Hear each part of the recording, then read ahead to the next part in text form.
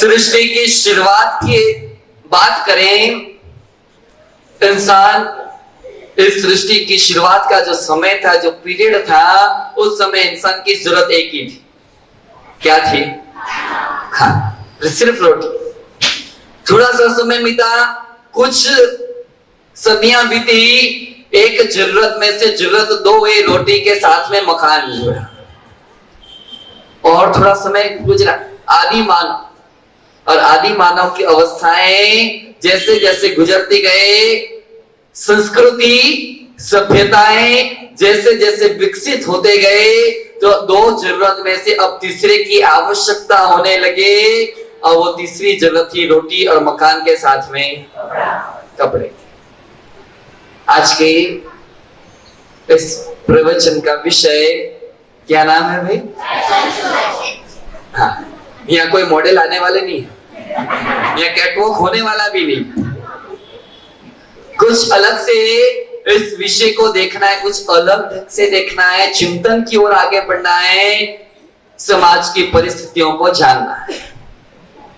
आज बात कपड़े की करनी है और कपड़ों से रिलेटेड अलग अलग फैशन की करनी है। इसलिए अक्सर ये सब्जेक्ट तो सिर्फ आप लोगों का है, लेकिन कभी कभार थोड़ा बहुत आपको भी काम आ जाए, इसलिए भले बैठो। यहाँ एक छोटी सी घटना याद आती है। कुछ साल पहले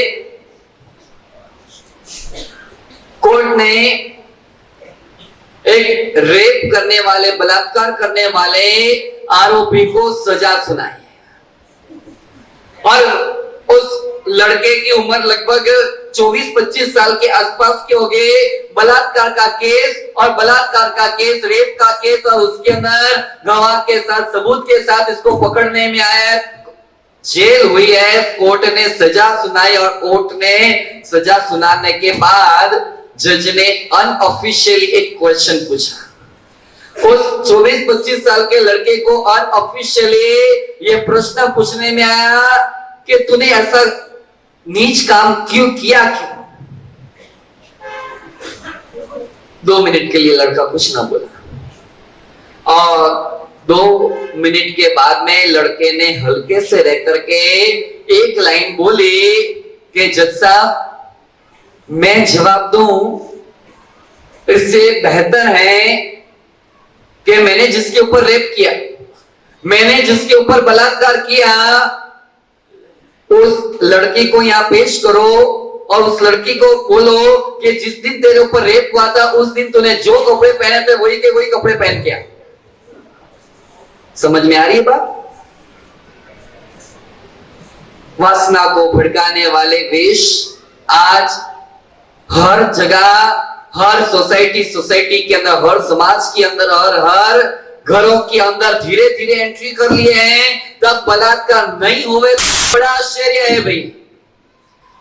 बहुत कठोर बात लगती है ना सुनने, लेकिन वास्तविकता है।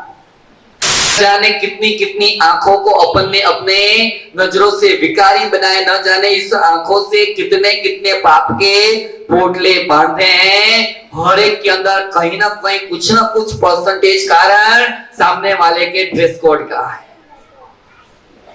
ड्रेस कोड की जब बात निकली है तो आज सारी की सारी बात क्लियर करनी है। कारण कि भगवान महावीर ने मार्गानुसारी के सज्जन पुरुषों के 35 गुण बताए, साधु के जैसे 5 महाव्रत बताए, श्रावकों के लिए 12 व्रत बताए। साधु जो न बन सके वो श्रावक बने, जिसका लेवल श्रावक पढ़ने का भी नहीं है, उतना भी कैपेसिटी नहीं है, तो उसके लिए 3rd वे बताया, तीसरा रास्ता बताया कि आप कम से कम क्या बनना, सज्जन बनना।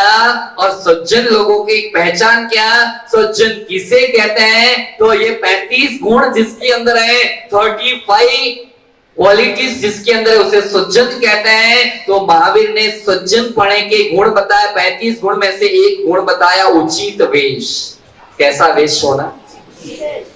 अपने यहां इस भारत के, हिंदुस्तान की परंपरा में कहने में आए लोक प्रसिद्ध उक्ति, जैसा देश वैसा, जैसा देश वैसा वेश।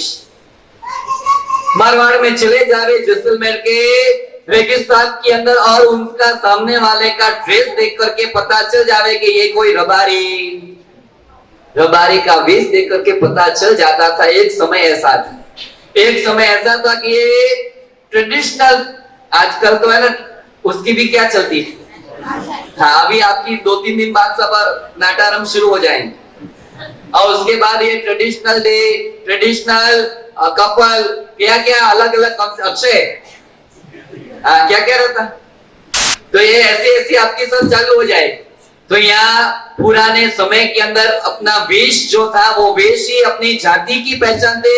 वेश से पता चल जाता ये बनिया है, वेश से पता चल जाता ये ब्राह्मण है, वेश से पता चल जाता ये व्यक्ति है, फलाना व्यक्ति है, और किसके साथ में अब कैसे संबंध रखने, वो वेश पे से अपने को ध्यान आ जाता था, अंदाजा लग जाता था। आज आप मार्केट के अंदर जाओ, बोलो पहचान सब, क्योंकि सब किस में आ गए, इक्वल ड्रेस कोड हो। और यहाँ इक्वल ड्रेस कोड होना चाहिए, लेकिन जहां होना चाहिए वहां होना चाहिए, जहां होना चाहिए वहां तो रखते नहीं, और जहां नहीं होना चाहिए वहां रख दिया। अब वो कैसे, वो भी बता दो। एयर होस्टेस सभी का ड्रेस फिक्स है क्या नहीं? वकील सभी का ड्रेस फिक्स है। आपके हाँ, जो पुलिस है, पुलिस का हर एक का ड्रेस फिक्स है। हाँ, बच्चों का स्कूल यूनिफॉर्म भी फिक्स है। लेकिन आप जब मंदिर परमात्मा के दर्शन के बंधन पूजा करने के लिए आओ तो आपका ड्रेस फिक्स है कि नहीं? पूजा करने के लिए आवे तो भी अपना ड्रेस फिक्स नहीं। 29 साल की उम्र, और अब तक मैं इस गलत के अंदर रह रहा था। अब तक, जब तक मैं हैदराबाद नहीं आया था तब तक, अब तक इस 29 साल की उम्र के अंदर जब तक मैंने हैदराबाद के अंदर पैर नहीं रखा था, तब तक मैं इस गलत फहमी के अंदर रह रहा था कि मंदिर के अंदर पूजा करने के लिए, के प्रतिक्रमण या सामयिक करने के लिए बच्चों को या युवाओं को शर्म आती, इसलिए वो धोती नहीं पहनते हैं। लेकिन यहाँ आकर के मेरी सारी भ्रमणा क्या हो गई कि हैदराबाद के तो युवाओं को तो क्या, हैदराबाद के 50, 55, 60, 65 साल के बुजुर्गों को भी क्या आती है, हाँ, धोती पहनने में। अब तक मैं ये सब माना था कि खाली यंगस्टरों को ही आती, पर यहाँ आकर के पता चला कि धोती पहनने के अंदर आजकल हैदराबाद वाले 50, 55, 60 वालों को भी शर्म आती है। वो सामयिक करने आते हैं तो भी धोती में ना आवे, प्रतिक्रमण में आवे तो भी जबा पायजामा लेकर के आ जावे, और भगवान की पूजा करने के लिए गबारे में जावे तो भी जबा पायजामा के अंदर जावे। एक दिन बोला, 2 दिन बोला, 3 बार बोला, फिर तो है ना बोलना ही छोड़, बार बोले असर तो होता नहीं है, और असर नहीं होता है फोकट के। उनको लगे कि महाराज बार टोका टोक करते हैं। 3-4 बार तो बोला, आपको लोगों के लिए व्यवस्था भी करके दी, तो व्यवस्था धोती खेस की करके दी, तो दूसरे रविवार से भाई साहब सामयिक में आना क्या कर दिया। तो अब उन लोगों की पंचायत भी नहीं करनी मुझे, अपनी बात तो चल रही है। ये धोती अपना मूल पोशाक था, और जो टाई है ना, टाई कहाँ पहनते हैं, गले में, ये टाई यूरोप का पोशाक था। कहने में है ना, जैसा देश वैसा वेश। यूरोप कंट्रियां ठंडी है, इसलिए रक्षण करने के लिए उनको गर्म जैकेट चाहिए, गला पैक करने के लिए उनको गर्मी के लिए या टाई होना। भारत गर्म प्रदेश, भूगोल की दृष्टि से देखा जाए तो भारत ये ठंडा नहीं है, भारत गर्म प्रदेश है। इसमें भी ये साउथ नॉर्थ से ज्यादा गर्म है, और इसकी के अंदर, आपकी स्कूलों के अंदर, बड़ी बड़ी ऑफिसों के अंदर, मल्टीनेशनल कंपनियों के अंदर अलग अलग ड्रेस बन गए। उसमें क्या आ गई, सब अग्रम पगड़म अष्टम पश्चिम हो चुके। और कुछ जो भी फॉरेन से आया ना, विदेशी चीज जो भी आई, उसको आपने बड़े चाव से, बड़े मजे से क्या कर लिया, एक्सेप्ट कर लिया। वो अच्छा लगने लगा, भले गला टाइट हो जावे, भले गर्मी हो गए, लेकिन बाहर से दिखना कैसा चाहिए, टनाटन दिखना चाहिए। और टनाटन दिखने की हालत के अंदर कितनी कमनसीबी कर लिया। आपको है ना, पूछो जींस, नाम सुना आपने जींस? हाँ हंसोगे ना मेरे ऊपर, हंसोगे कि महाराज जी बात कैसे करता, हमने तो पहन के रखी, पहनिए ना यहाँ पे। तो यहाँ आपको पूछ लो ये जींस पैदा कैसे हुई, पता है आपको? मुझे बोलो, यहाँ इतने लोग बैठे हैं, जींस का आविष्कार कहाँ हुआ और जींस पैदा किस लिए हुई? हाँ बोलो, क्लियर बोलो। ठंडी को होता है, ठंडी को।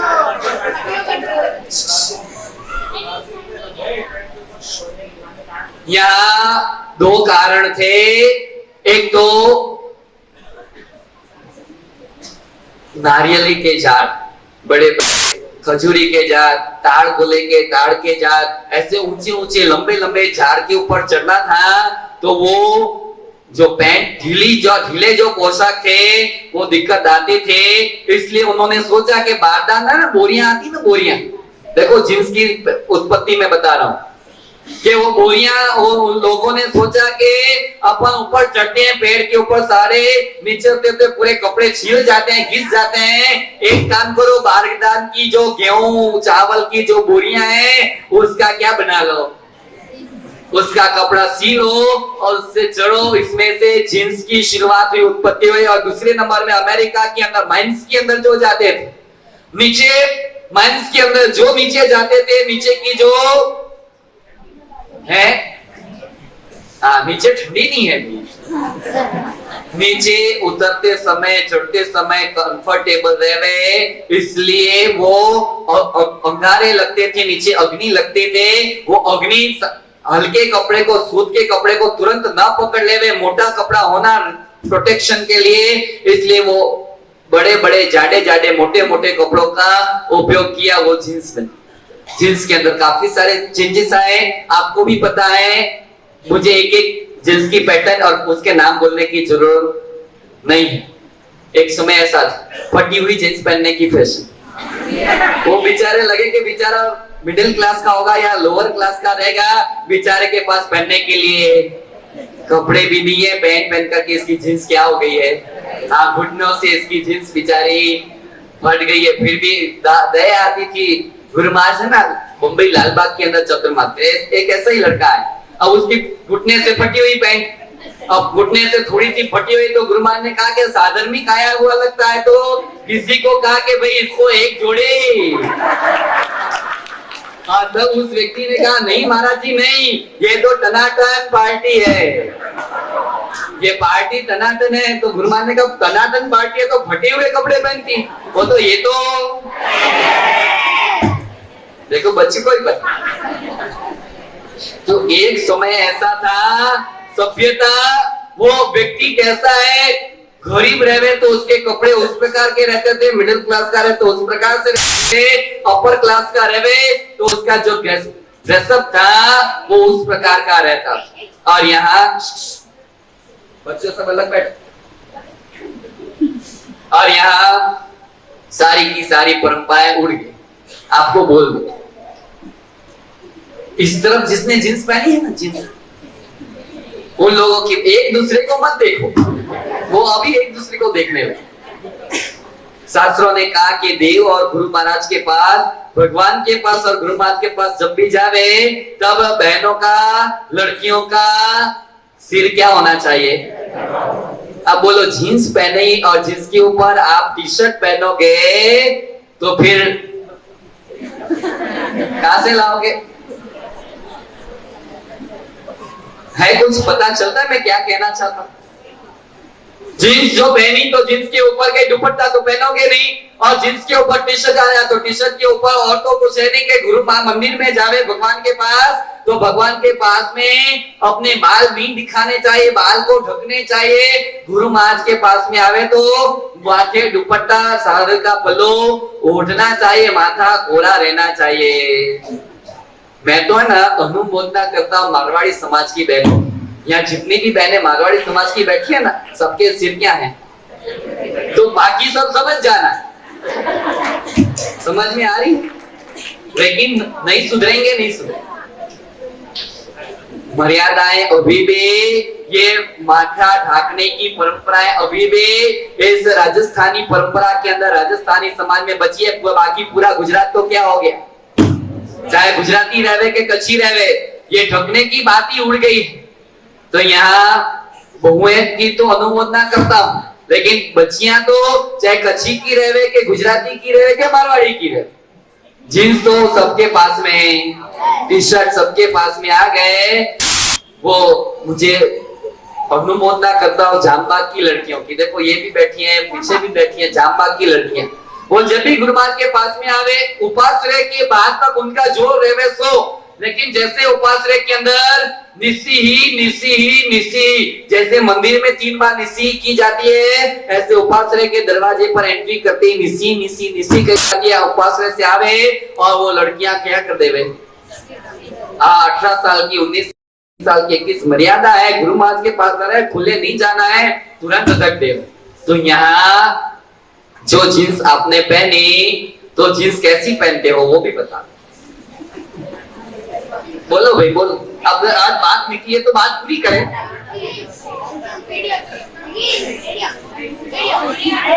हाँ, लड़कियों के अंदर टाइट फिटिंग जींस की फैशन चली है, तो लड़कों के अंदर, हाँ सबको पता है, क्यों बोलने में क्या समाज। हाँ, तो यहाँ एक बात समझ लेना, टाइट फिटिंग कपड़े पहनने से होता क्या पता है?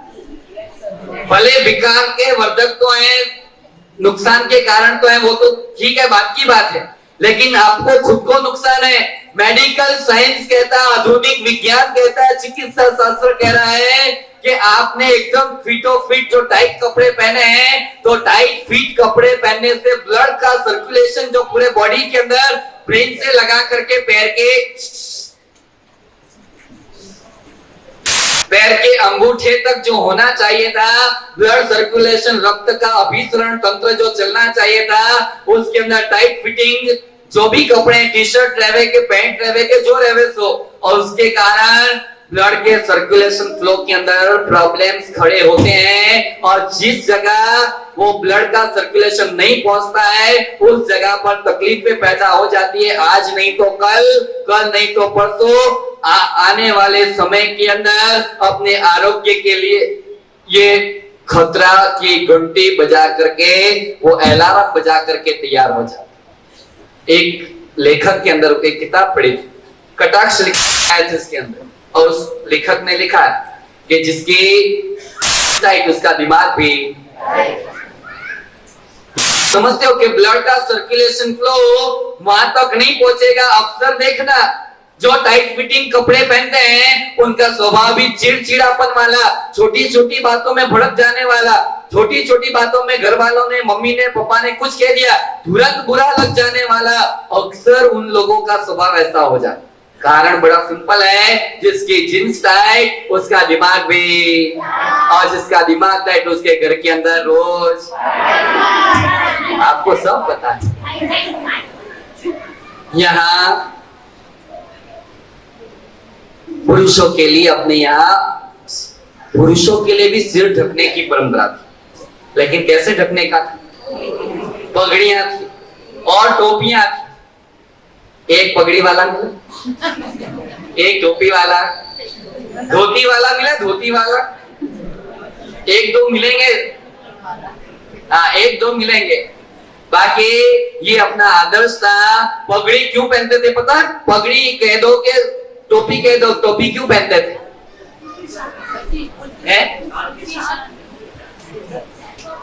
हिंदुस्तान की शान। इसके पीछे का लॉजिक ये था कि माइंड जो है, ये माइंड के जो एनर्जी लेवल जो क्रिएट होता था, ऊर्जा जो क्रिएट होती थी पगड़ी पहनने से, इसका जो ब्रेन सेल्स हैं, वो ब्रेन सेल्स की सुरक्षा हो जाती थी। बाहर के अलग अलग प्रकार के जो भी अटैक है, अटैक यानी दूसरे अटैक नहीं, कोई लकड़ी मारे वो अटैक नहीं, बाहर के जो भी नेगेटिविटियां हैं, पगड़ी पहनने से, टोपी पहनने से ऑटोमेटिक उसके सुरक्षा हो जाते थे। आज की तारीख के अंदर हमने जब प्राणी हीलिंग का कोर्स सीखा, प्राणी हीलिंग के कोर्स के अंदर देख प्रयोग करने में आया कि एक व्यक्ति ऐसे बिना ढके हुए सिर से कोई मंत्र जाप कर रहा है, मान लो कि एग्जाम्पल के 12 नौकर गिन रहा और दूसरा व्यक्ति उसका सिर ढका हुआ है, या तो ऐसे कंबल से ढका हुआ है, पगड़ी से ढका हुआ है, टोपी से ढका हुआ है, वो 12 मंत्र जाप कर रहा है। उसकी ऑरा लेवल जो चेक करने में आवे, एनर्जी लेवल जो चेक करने में आवे, जिसका सिर ढका हुआ है, ब्रह्मरंध्र है, यहाँ चक्र आया हुआ है, अध्यात्म चक्र, साधना चक्र, ब्रह्मरंध्र चक्र, ये एक्टिव हो जाता था। इसके जो अणु परमाणु जो थे, पॉजिटिविटी के अणु परमाणु आ जाते थे। तो ऑटोमेटिक एनर्जी लेवल को बैलेंसिंग करने का काम साइंटिफिकली ये पगड़ियां करती थी, टोपियां करती थी, धीरे धीरे वो भी उड़ गए। कहता हूं आपको, आज से 350 साल पुरानी एक बनी हुई सत्य घटना, हिंदुस्तान के धरती पर मुगल बादशाहों का राज और दिल्ली का बादशाह औरंगजेब कट्टर पंथी, ये बादशाह मात्र एक ही काम जिंदगी के अंदर किया, हिंदू मंदिरों को तोड़ो, हिंदुत्व का नाश करो, हिंदुओं को कन्वर्ट करके मुसलमान बना। एक ही उद्देश्य, एक ही लक्ष्य, जिंदगी के अंदर यही काम किया है। लेकिन इतना कट्टरपंथी ये औरंगजेब शराब और सुंदरी दोनों का शौकीन था। रोज पीने के लिए चाहिए और रोज का अलग अलग नई नई लड़की चाहिए। और ऐसे इसकी जीवन कहानी है, ऑटोबायोग्राफी ऑफ औरंगजेब। उसमें खुद ने लिखा है कि ये दो मेरा व्यसन था, लेकिन जब ऐसा स्त्री का गुलाम और शराब का गुलाम ऐसा औरंगजेब एक दिन शाम को जब अपने महल के अंदर अपने सिंहासन पर बैठा है, ट्रांसपेरेंट कपड़े के अंदर उसकी खुद की लड़की आई। मुंह आगे की ओर है और लड़की ने जब एंट्री की है, लड़की का वेश देख करके, लड़की का ड्रेस देख करके, खुद की शाहजादी है, खुद की लड़की है, खुद की शाहजादी है, और खुद के शाहजादी जब ऐसे उद्भट प्रकार के वेश, ट्रांसपेरेंट प्रकार के वेश पहन करके आई है, औरंगजेब की खोपड़ी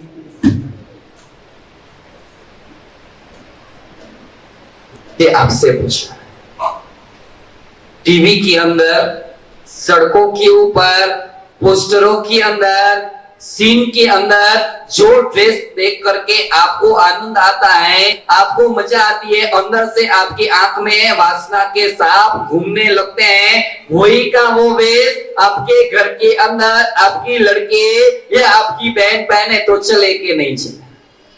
यस और नो? क्यों नहीं चले? आपको कहता हूं इनका जवाब नो। तो आपको कहता हूं, जो वेश किसी को पाप कराने के अंदर निमित्त बने, जो वेश किसी के मन में वासना के विचार जगाने के अंदर निमित्त बने, मेहरबानी करके आप खुद मत पाप में पड़ो और किसी को आपको देख करके कोई पाप में पड़े, ऐसा वेश मेहरबानी करके मत पहनना। भारत के सभ्यता और संस्कृतियों के ऊपर अपने हाथों से अपने पैरों पर कुल्हाड़ियां मत ठोकना। इस देश के अंदर शील की आदर्श थे, इस देश के अंदर सती सीता को पूजने में आता था। ये तो फॉरेनरों की चाल है, miss world, miss universe, miss India, miss Hyderabad और अलग अलग नाम दे करके घर के अंदर सुरक्षित रही हुए उस स्त्री को बाजार के अंदर, मार्केट के अंदर मार्केट प्रोडक्ट के रूप में ला करके खड़ा कर दिया। मैंने कल भी कहा था ना, मूर्ख बनती है लड़कियां, बनाने वाला अच्छा है। इतनी सारे कॉस्मेटिक्स की आइटमों की इस देश को जरूरत भी नहीं थी, मात्र उनको मार्केट चाहिए था और मार्केट चाहिए था आपके ब्यूटी को। इन्होंने बेचा, मात्र 10 साल के अंदर एक मिस वर्ल्ड बना दे। हिंदुस्तान में से क्या उससे पहले भारत के अंदर रूपवती कोई स्त्रियां नहीं थी? हिंदुस्तान के अंदर हजारों साल से कोई रूपवती नारियां नहीं थी? अभी मिस पैदा होने लगी, अभी मिस यूनिवर्स पैदा होने लगी, अभी मिस इंडिया पैदा होने लगी। मूर्ख बनाने में आ रहा है और बड़े मजे से मूर्ख बनते जा, और मूर्ख बनते जा रहे हैं और फिर भी पता नहीं है क्या मूर्ख बन रहे हैं। यहाँ सीधी बात है, जो चीज कीमती रहती है ना तो उसको सुरक्षित रखने में आता है। घर के अंदर 10 लाख रुपए आपके पास में है, वो लोग अंदर तिजोरी में पैक लॉकर में रखोगे कि शोकेस के अंदर कांच के पास में प्रदर्शन करके लटका के रखोगे? बोलो तो सही। इतनी अकल इस बच्चों को भी है। अमूल्य ये रुपये हैं, तो रुपयों का प्रदर्शन नहीं होता है, उसको अंदर तिजोरी में सुरक्षित रखा जाता है। लेकिन आज की मेरे बहनों ने इतनी अकल भी गवा दी है कि शील ये अमूल्य है, ये अवतार अमूल्य है, इसका प्रदर्शन नहीं करने में आता है। आजकल तो मार्केट के अंदर माहौल ही ऐसा बन रहा है कि जो ज्यादा अंग प्रदर्शन करे वो समझते हैं कि लोगों की नजर मेरे ऊपर जाएगी तो मैं सेंटर ऑफ अट्रैक्शन बनोगे। कोई मुझे देखे, कोई मेरे बारे में चर्चा करे तो वो बेवकूफ, वो अपने आप को समझती है कि नहीं आई एम, मैं ही कुछ तो भी हूं। और यहाँ भारत की परंपराएं, औरंगजेब ने तुरंत सिपाहियों को ऑर्डर कर दिया, ये ट्रांसपेरेंट कपड़े के अंदर जो लड़कियां आई है सीधा उठा करके लेके जाओ और सीधा जल्लाद को बोलो क्या कर देवे। औरंगजेब ने खुद की सगी लड़की के कत्ल कराए और कत्ल के अंदर कारण था इस बच्ची को कपड़े पहनना भी आता। इस खुद की बच्ची को कह दिया कपड़े पहनना नहीं आता तो जीने का अधिकार नहीं है और जल्लाद के हाथों से कत्ल करा। उसने अच्छा किया बुरा किया मुझे वो नहीं पूछना है और वो जानना भी नहीं है। लेकिन एक कट्टरपंथी मुसलमान को भी इतनी अकल रहती है कि ट्रांसपेरेंट कपड़े नहीं पहने जाते हैं, सिवलेस ड्रेस नहीं पहने जाते हैं। इतनी अकल भी आज अपने को नहीं है। और तीर्थ यात्रा पर आप निकलते हो ना, बालीटाना जाने के लिए, शंखेश्वर जाने के लिए, मारवाड़ जाने के लिए और कोई तीर्थ यात्रा पे, और उस समय में पालीताना के पवित्र पहाड़ की इस भूमियों पर चढ़ते हैं तो ऐसे ऐसे सिंपल पीस भी 3/4 पहन करके चढ़ते, 3/4 पहन करके, बरमूडा पहन करके, वो सिवलेस बनियान आदि जो रहते हैं वो पहन करके भाई जेंट्स पे, और इस प्रकार का वो उद्भट वेश पहन करके लेडीज पे ऐसे ऐसे तीर्थों पर चढ़ते हैं। अरे न हो सके तो कुछ नहीं, घर के अंदर पड़े रहना, कोने में बैठे रहना, लेकिन तीर्थ भूमियों को अपवित्र करने का पाप कभी करना अपने कारण ये तीर्थ और वहां के जो वाइब्रेशंस हैं वो अपवित्र करने का काम कभी करना नहीं। बहुत सारी बातें, दिलों के दर्द है, वेदना है। आपको लगेगा का ये नहीं पहनना, सिवलेस नहीं पहनना, 3/4 नहीं पहनना, ये नहीं पहनना, जींस नहीं पहननी, फलाना नहीं पहनना, ढिकड़ा नहीं पहनना, तो पहनना क्या है? यहाँ शास्त्रों ने कहा कि वेश आपका ऐसा होना चाहिए कि आपके मन को भी शांति देवे, वो पहनने से आपको भी अच्छा लगे, आपको कंफर्टेबल लगे। कंफर्टेबल ऐसा नहीं कि कंफर्टेबल होना चाहिए, इसका मतलब कि वो साथ में पवित्र भी होना चाहिए। तो इस प्रकार से यहाँ कहने में आके मंडे है तो मंडे को कौन से कलर का ड्रेस पहनना पता है? मंडे को सफेद कलर के कपड़े पहने। Point to be note down, Monday को व्हाइट ड्रेस पहननी चाहिए। मंगलवार को लाइट कलर का लाल कपड़ा पहनना चाहिए। व्हाइट ड्रेस पहनने से ऑटोमेटिक मन को शांति मिलती है। कितना ही टेंशन रहे, डिप्रेशन रहे, दिमाग काम नहीं करता रहे, सुन मुन हो चुके रहे और ऐसे मानसिक हालत रहे, व्हाइट ड्रेस पहन लो। आत्मविश्वास का अभाव रहे, घबराहट बहुत लगती रहे, अंदर से किसी की ना किसी डर भयभीत हो चुके हैं। मंगलवार का दिन, और शास्त्रों ने कहा मंगलवार के दिन लाइट कलर का लाल पहनना। कौन सा? हाँ, भड़कीले कपड़े पहनने नहीं। तीसरा नंबर में तीसरा वार है बुधवार। बुधवार को कहा हरा कलर का, ग्रीन कलर का ड्रेस पहनना।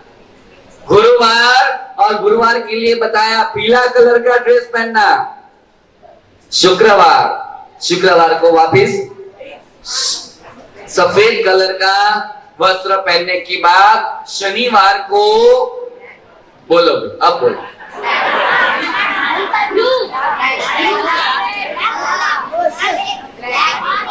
शनिवार, शनि का वार, काला वस्त्र पहनना। अब आपको लगेगा कि कार के अपने यहाँ तो है ना भेड़ चाल चलती है।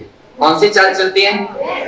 हाँ, एक भेड़िया वो नीचे खड्डे में गिरा तो बाकी आगे पीछे वाले भेड़िए नहीं देखते कि वो तो देख रहा है कि आगे वाला गिर रहा है तो अपने को भी क्या करना है, ये होगा। ये सिस्टम हो गया, पीछे वाले भेड़िए भी समझते कि अपने को भी ऐसे नीचे गिरना। तो यहाँ लोगों की एक मेंटालिटी पिछले 200-300 सालों के अंदर एक हो चुकी है कि काले कपड़े पहनने चाहिए, नहीं पहनने चाहिए। एक बात बोल दूं, ये पिछले 300 सालों में अगर गड़बड़ियां आई है। साधु का वर्ण कौन सा? साधु का वर्ण कौन सा? काला। नौपत जी के अम्बिल की होली का 5वां दिन अम्बिल करते हो, कौन से धान का करो? काला कलर का। कोयल का कलर कौन सा? आंखों की जो किकी है उसका कलर कालोदधिक। समुद्र का जल भी काला है। शास्त्रों ने कहा नेमनाथ परमात्मा का और कृष्ण महाराजा का, नेमनाथ कृष्ण महाराजा के भाई थे ना नेमनाथ, तो उनका वर्ण भी, हाँ, काजल भी काला। हाँ, तो यहाँ अपने यहाँ जैन परंपरा के अंदर काला रंग को अशुभ मानने में नहीं आता था, लेकिन पिछले 300 सालों के अंदर सब जैन धर्म में बहुत सारी गड़बड़ियां बीच बीच में अंदर से डाल देने में आई, घुसा देने में आई। और जब से जैन शासन के अंदर अरियन की भक्ति गौण हुए, देवी देवताओं का मानना ज्यादा बढ़ गया और उसलिए प्रचार, भ्रामक प्रचार पूरे समाज में 300 साल से टेप घूमने लगे। काला कपड़ा नहीं पहनना, काला कपड़ा नहीं पहनना, काला कपड़ा नहीं पहनना। लेकिन आज हम कितना भी मैं बोलूंगा ना तो भी आप में से कोई भी सुधरने वाला, क्योंकि 300 साल से यही की, ये टेप को क्या किया अपन ने?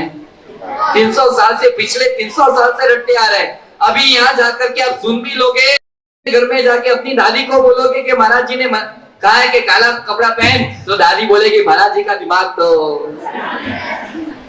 ऐसा भी हो सके। यानी मुझे कोई अफसोस नहीं है, लेकिन शनिवार को काला पहनना, और जो आपकी मेंटालिटी नहीं सुधरती है तो ठीक है मत पहनो। तो कौन से कलर का बताए? तो ब्लू कलर का पहन। कौन से कलर का पहनना? हाँ, navy blue colour, sky blue colour. कौन सा ब्लू? Navy blue colour. और रविवार के दिन वापिस यहाँ बताया ऑरेंज कलर का, केसरी कलर का, रवि का वार, रविवार, सूर्य का वार रविवार, और रविवार के दिन केसरी कलर का ड्रेस पहनना चाहिए। शास्त्र की बात बताइए। आजकल तो शास्त्र वचन को तो यूं क्या कर दिया आपने, मैचिंग चाहिए। घर वाले जो कलर की साड़ी पहने, नई नई शादी हुई हो ना आजकल तो वो चलता है संदीप। घरवाली ने मान लो कि ब्लू कलर की साड़ी पहनी हो, तो वो जब दोनों जन घूमने के लिए, होटल जाने के लिए, गार्डन में जाने के लिए निकले, तो घरवाली उसके हस्बैंड को सलाह देती है कि तुम शर्ट भी कौन सा कलर का पहनना है, ताकि अपन दोनों की जोड़ी, हाँ, सेम सेम नहीं, मैचिंग मैचिंग लगे। तो यहाँ मैचिंग मैचिंग भले करो, लेकिन ये सोमवार से रविवार का जो कलर बताया उस कलर का ध्यान रखना। बात आगे बढ़ावे, आपके घर के अंदर न जाने कितने जोड़ी आपके पास में ड्रेस हैं, कपड़े कपड़े कितने हैं वो महत्व का नहीं है, लेकिन शास्त्रों ने कहा जब कपड़े की अलमारी आप खोलो और वो सिलेक्शन करते हो ना, क्या आज का ये फंक्शन है तो कौन सी साड़ी पहनो, ये कलर की पहनो कि ये कलर की पहनो कि ये कलर की पहनो, तो एक वो साड़ी का जो हैंगर है ना, हैंगर, तो उस हैंगर के अंदर आपकी जो शर्ट और टी शर्ट की थप्पियां है ना, उसके साथ में एक कौन से कपड़े रखना है, कौन से कपड़े रखना, मने वेश श्रवण नो मळजो रे। एक साधु का वेश भी रखना, आपके हैंगर के अंदर 50 साड़ी रहे तो 50 साड़ी के साथ में हैंगर में साध्वी जी भगवान का ये सफेद साड़ा भी रखना। और जब कंफ्यूजन में आ जाए कि लाल साड़ी पहनो क्या प्रोग्राम है, नीली साड़ी पहनो के पीली साड़ी पहनो के ये साड़ी पहनो, तो उस समय दिमाग को कहना कि ये लाल नीली पीली पहनने जैसी नहीं, पहनने जैसा तो सासरिये नहीं जाऊं मोरी माँ, मारू मन लाग्यो मारू मन लाग्યું સંયમમાં, સાડીને સેલા હવે કામ નહીં આવે, સાડીને સેલા હવે કામ નહીં આવે, થોડા થોડા કપડા મંગાવો મારી માં, मारू मन लाग्यो। खाली इन लोगों के लिए नहीं, आप लोगों के लिए भी कह रहा हूं कि आपकी भी जो चॉइस करने का जो प्रसंग आवे, जो चेक्स वाला शर्ट पहनो, प्लेन पहनो, जबा लहंगा पहन के जाओ, उस समय साधु का एक वेश घर में रखना और देखना और कहना कि पहनने जैसा तो पहने जैसा ये वेश है। आज दो बात कह करके मेरी वाणी को विराम दूंगा। दो संकल्प करके यहाँ से उठना, दो संकल्प मन के अंदर करके उठना। पॉइंट नंबर 1, संकल्प नंबर 1 के आज के बाद कल का उगने वाला सूर्योदय मैं ऐसा कोई भी ड्रेस नहीं पहनूंगा या नहीं पहनूंगे जिससे दूसरे सामने वाले व्यक्ति को वो देख करके विकार वासना उठे। ना ऐसा ड्रेस पहनूंगा या पहनूंगे या उस ड्रेस को उस तरह से पहनूंगे। ड्रेस को पहनने की भी ना सिस्टम रहती है, जैसे कि साड़ी तो सभ्यता का प्रतीक है, लेकिन साड़ी पहनने की भी सिस्टम रहती है। मुझे कहने की जरूरत ही नहीं है, गुजराती साड़ी अलग रहती है, पंजाबी साड़ी अलग रहती है, बंगाली साड़ी। हाँ, पहनने की सिस्टम भी ऐसी नहीं होनी चाहिए कि जिसके कारण ये पहनने की सिस्टम भी, आप भले शर्ट पहन रहे हो लेकिन आपकी शर्ट पहनने की सिस्टम भी ऐसी नहीं होनी चाहिए कि जो आपका शर्ट या टी शर्ट भी किसी के विकार का कारण बन जाए। शर्ट अच्छा है लेकिन शर्ट भी ऐसा न रहे कि विकार का कारण बन जाए। पहला तो ड्रेस कोड व्यवस्थित होना और वो जो ड्रेस है उसकी पहनने की सिस्टम व्यवस्थित होना, ये पहला संकल्प करना है। और मुझे पाप करना नहीं है, मुझे निमित्त बना करके मुझे दुनिया को पाप कराना भी नहीं है। और दूसरा नंबर का दूसरा पॉइंट, परमात्मा से रोज प्रार्थना करो।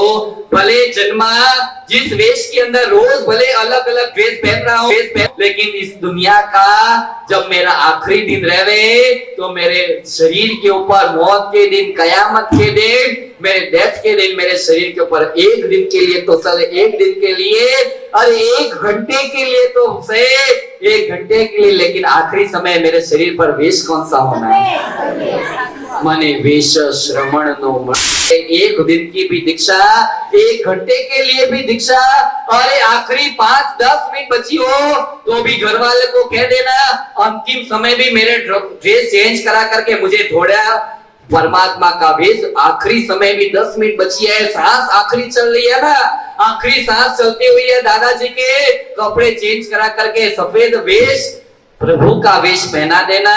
मुझे तो साधु के वेश में यहाँ से जाना है। ये जो 2 संकल्प कर दोगे, अपना जन्म और अपना जीवन सफल हो जावे, सार्थक हो जावे।